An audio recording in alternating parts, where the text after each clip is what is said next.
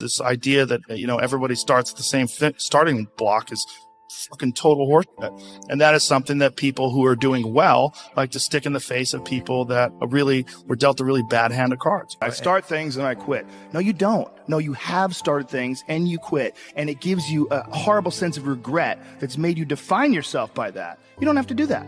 You don't have to do that. This thing that we all have, everyone has, and not just me, I mean, everybody that does anything has. And it's like this voice in your head that wants you to do nothing. Your mind has to seek discomfort. It has to seek these difficult tasks. You have to enjoy it. And people have to realize that you are not your past. You are not all the times you've up. You are not all the times you couldn't get it up. You are not all the times you were drunk and you threw up in someone's car. That's not you. Well, you are the person who's learned from a great deal of experiences. And if you learn correctly and if you process them correctly, you'll have a happier life. I think failure teaches you things that you don't learn from success. I think failure gives you an opportunity for self-examination and also gives you a feeling that is very uncomfortable. And that very uncomfortable feeling helps you grow. And don't look at these failures as like proof that you suck. Look at them as opportunities for growth. Look at them as opportunities to be motivated to do better. I'm cruel at some point in my life where someone hadn't been cruel to me, I wouldn't understand the beauty of love. I wouldn't understand the full range of it because I hadn't felt the sting. If nobody ever punches you in the face, you don't really appreciate safety. Because a lot of people don't even understand what safety is. You say, oh, we're safe, but you are so not safe. It's way better to drive your car straight after you almost lost control on a turn. Like, and then you get back straight, you're like, whoa. For sure. I'm not saying that you should go sideways around corners. But what I am saying is that there's a fucking yin and a yang to this world, man. And you gotta fuel yourself with the fuck ups. And most people get stuck in these patterns because they define themselves as a fuck up. Or they define themselves as a person who doesn't follow through on their ideas. Or a person who doesn't pursue their real interests and loves. You define yourself by that. Well, I guess I start things and I quit. No, you don't. No, you have started things and you quit. And it gives you a horrible sense of regret that's made you define yourself by that. You don't have to do that. You don't have to do that. We all do things that we're not happy that we did, but that doesn't mean that's you now. I don't want to hurt anybody's feelings. I think people that hurt people's feelings, even if you justify it, you did something. And I think that fucks with your head and it devalues you in your own eyes. You're not a hero in your own eyes. You're not someone who you respect. You're doing what you got to do to get by, but ultimately you're not respecting yourself. And I think we all have a certain amount of appreciation and respect for hero figures. Like we all look at like the guy who never lies and always does the right thing and fucking helps everybody out. And that's the John Wayne character. That's the ultimate hero. And when you look at your own life and you don't stack up, you're a thief, you stole money from your wife's purse, and you don't want to smoke cigarettes, but you fucking have to, you can't deal with the stress, you smoke, you devalue yourself. You slowly start devaluing yourself. When you look at yourself, you realize that if you were judging yourself, you would judge yourself unfavorably. If you're stealing, if you're hurting people, if you're damaging 100%. people. So no matter who you can't pretend you're the hero of your story. You can't. You have to be the hero of your own story. And you can do that. You can be the hero of your own story that woke up today. You can be the hero of your own story that at 40 years of age stopped, got out of bed and said, I'm not doing this anymore. I'm doing this differently. 100%. I am going to figure this out, and I'm going to do it only by my instincts and only by my morals and my ideals and my mind. And I'm going to be dead honest with myself because I'm realizing this is not going to last forever. And I'm going to be the nicest human being to everyone I meet, possibly. And I'm going to get myself in shape and I'm going to eat healthy. And I'm going to do this because this is me now. I decide that this is me. And people have to realize that you are not your past. You are not all the times you've up. You are not all the times you couldn't get it up. You are not all the times you were drunk and you threw up in someone's car. That's not you. Well, you are the person who's learned from a great deal of experiences. And if you learn correctly and if you process them correctly, you'll have a happier life. Look, there's a lot of ways you could look at bad events. You could say a bad event is just who you are, and you just have bad events, and you're a fucking loser, and life hates you, and God hates you, and look at that, happening to Mike again. Can't fucking believe it. There's a lot of guys who go through life like that. And, they could say that they seek comfort in lowering the standards that they expect out of things. So when things go bad and they say, look, I fucking knew it. For them, it alleviates some concern about what's going to happen in the future, because the future is always dog shit. It's hard to be comfortable with yourself. So it's very hard to be comfortable with other people. That's why I always stress with people, you've got to accept yourself for what you've done wrong. Do your best. And also find some difficult shit to do, because that gets away a lot of the anxiety that you carry around in your body. A lot of difficult things make regular life less difficult. And that sounds so simplistic.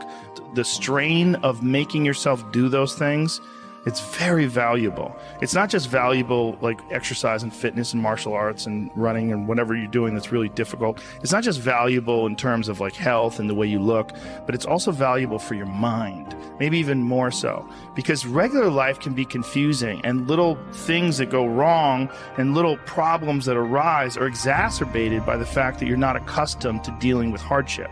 So creating your own bullshit is extremely valuable for you also, not just accepting the nuanced perspectives of other people, but also being able to navigate through this world with some sort of an understanding of just how complex it all is and how weird it all is, and not be overly thrown off by every little dip in the road and pothole that you encounter. Everybody's got these stupid barriers they put in their own head.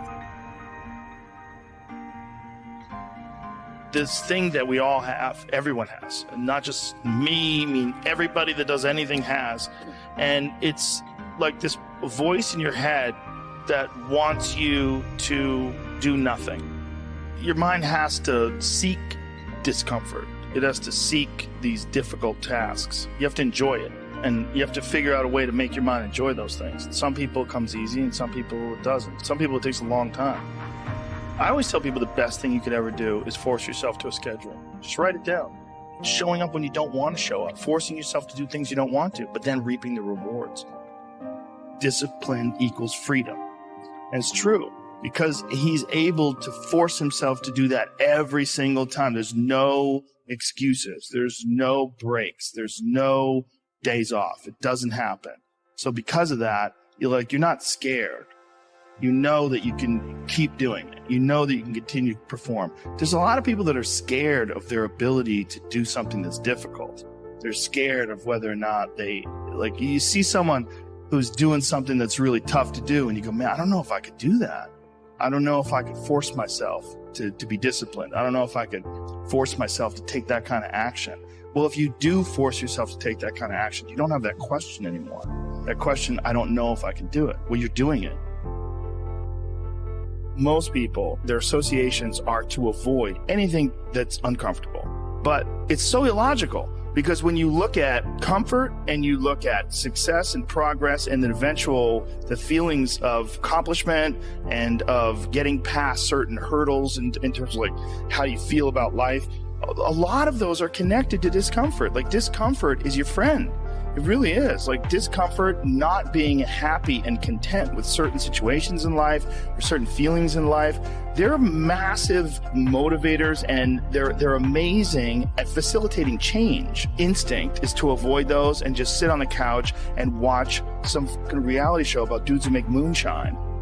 Well, when I was 21 and I was first starting to do comedy, that's when I was really devouring as much of it as possible, because I was trying to figure out how to not be so lazy, how to be motivated, how to get done, how to find the correct path and think about things correctly. I would follow all this personal power, you have workshops that you would do, little notebooks and shit, fill out, and things to talk about and things to concentrate on. If you did do it, it would help you. But really what it's all about is just getting it together and moving. Just go do something. Just doing it. Just doing it makes you do more. Do more hard makes you do more hard. Yeah. Understand that you want it bad, so you're willing to put in the work and do things you don't want to do. It's what makes you have that confidence that you know how to push through, and the mentality that I'm the type of dude to get done. Like, I'm not going to waste my day just sitting around a hotel room. No, I'm going to go to work. That's what I feel like is missing from a lot of people that are getting into motivational this, motivational that. They ain't doing it. You got to go do something. That's the number one thing, right? It's fucking action. Take action. Well, I think the one thing that discipline definitely does help you with is it helps you get things done. And when you get things done, when you actually do things, you have more success. If you have more success, and sometimes a big part of success is just not being fucking lazy and just doing it. Yeah. That's like 90% of it is just showing up. Get there and start working. Like, you're not going to feel perfect every day. If I only worked out when I felt good, I'd be a fat. Because there's a lot of days I don't want to do it. It's pretty much the same with everybody that actually gets good at something. There's got to be those days you push through, and they're probably going to be more numerous than the days you don't. And so the benefit of discipline in my eyes has always been that through discipline I get things done.